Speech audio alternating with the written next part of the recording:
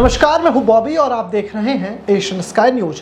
बहुत बड़ी खबर आ रही है। दरअसल छत्तीसगढ़ के नक्सल प्रभावित इलाकों में पुलिस और सुरक्षा बलों ने एक बड़े ऑपरेशन को अंजाम दिया है और नक्सलियों को करारा झटका दिया है। बता दें कि इस ऑपरेशन में 38 नक्सलियों के मारे जाने की खबर है, जिसमें माओवादी संगठन के शीर्ष नेता और पोलित ब्यूरो के केंद्रीय कमेटी के सदस्य बसवराजू उर्फ केशव राव उर्फ जगन्नाथ राव उर्फ प्रभाकर भी शामिल है। अपने नाम को बदलता रहता था ये, देखिए जैसा कि नाम मैंने आपको बताया, बसवराजू, केशवराज, जगन्नाथ राव, प्रभाकर, ये सारे एक ही व्यक्ति के नाम हैं।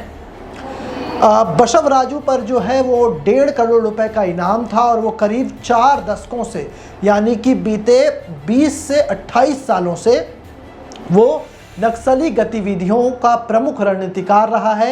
ये मुठभेड़ नक्सलवाद के खिलाफ अब तक की सबसे बड़ी सफलता में से एक मानी जा रही है।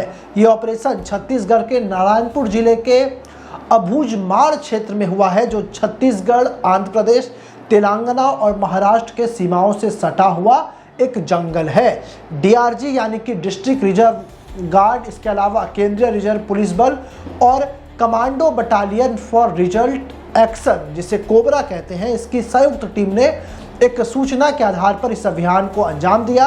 खबरों की माने तो सुरक्षा बलों को जानकारी मिली थी कि बसवराजू और अन्य तमाम जो बड़े नक्सली कमांडर हैं वो अबूझमाड़ के एक बड़े जंगल में छिपे हैं और एक किसी हमले की योजना बना रहे थे।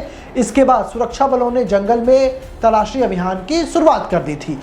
हुआ यूं कि मंगलवार देर रात इस ऑपरेशन में सुरक्षा बलों और नक्सलियों के बीच कई घंटों तक भारी गोलीबारी हुई। नक्सलों ने जवानों पर AK-47 राइफल्स और अन्य घातक हथियारों से हमला किया, लेकिन सुरक्षा बलों ने जवाबी कार्रवाई करते हुए नक्सलियों को भारी नुकसान पहुंचाया।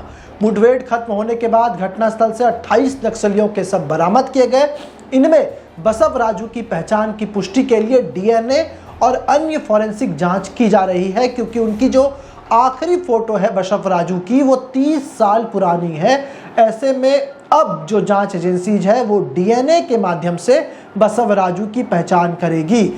आपको बता दें कि बसवराजू, जिसे नक्सली संगठन में महासचिव यानी कि जनरल सेक्रेटरी के रूप में इसे मान्यता दी गई थी, माओवादी आंदोलन का एक प्रमुख चेहरा है बसवराजू, और आंध्र प्रदेश के वारंगाल जिले का रहने वाला है और 70 साल का है। बसवराजू जो है 70 साल का है और बीते 27 वर्षों से नक्सली संगठन की सेंट्रल कमेटी का हिस्सा था। वो छत्तीसगढ़, आंध्र प्रदेश, तेलंगाना और महाराष्ट्र में नक्सली गतिविधियों को जो है ट्रैक करता था, उसका मास्टरमाइंड कहा जाता था। आपको बता दें कि बसवराजू जो है AK-47 हमेशा अपने साथ रखता था और वो कई बड़े नक्सली हमलों जैसे पुलिस कैंप पर हमले और ID विस्फोटों में वो शामिल था। बसवराजू पर कई राज्यों में जो है हत्या, लूट और आतंकी गतिविधियों के दर्जनों मामले दर्ज हैं। बसवराजू का मारा जाना माओवादी संगठन के लिए अब तक का सबसे बड़ा झटका है।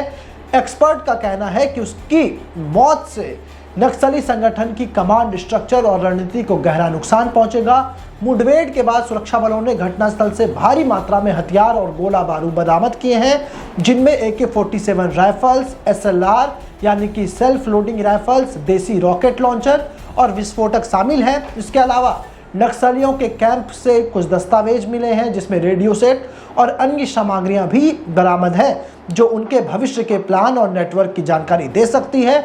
सुरक्षा बलों को इस ऑपरेशन में कोई बड़ा नुकसान नहीं हुआ है, हालांकि कुछ जवानों को मामूली चोटें आई हैं। घायल जवानों को तुरंत मेडिकल सहायता के लिए अस्पताल में भर्ती कराया गया।